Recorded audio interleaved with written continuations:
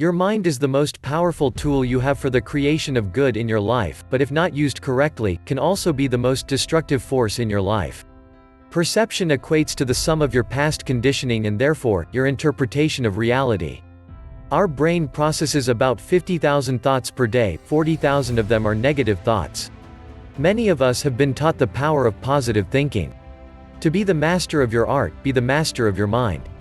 Master your inner peace, remain positive and unaffected. Achieve a peaceful and calm state of mind that is relaxed, responsive, and ready. If you aren't sure what it's like to feel a peaceful calm, the best way it can be describe it as it's like looking out over the Grand Canyon for the first time. You need to understand the connection between your thoughts and feelings, and how thoughts and feelings influence your behavior. To become the master of your destiny, you must learn to control the nature of your dominant, habitual thoughts.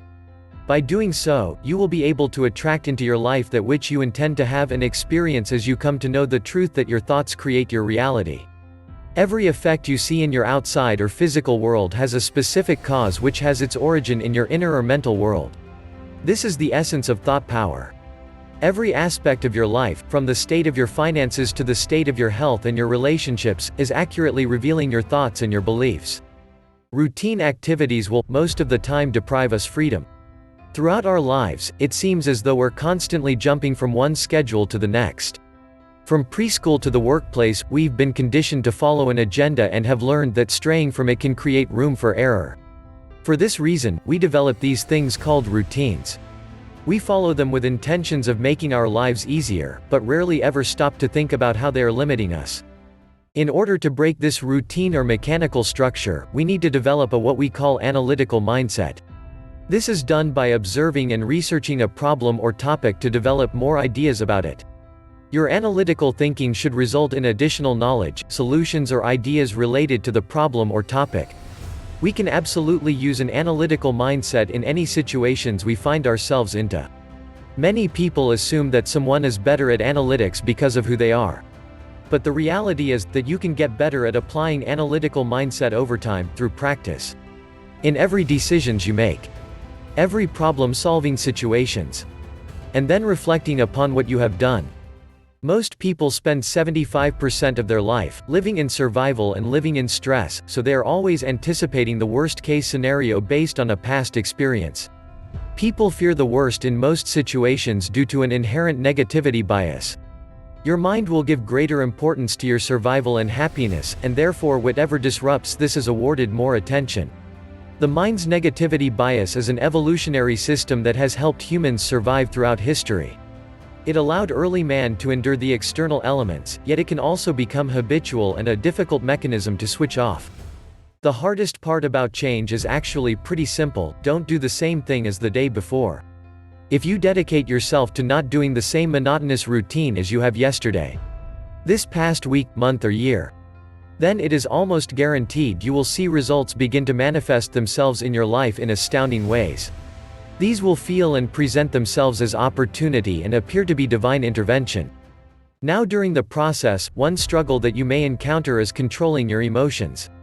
Think about the next few steps as a powerful emotional workout that you can practice at home every day. Just like going to the gym, it might take you a while to see the results.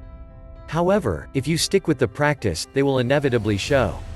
You will gain complete control over what you say during heated arguments, instead of letting out hurtful words that you'll later regret.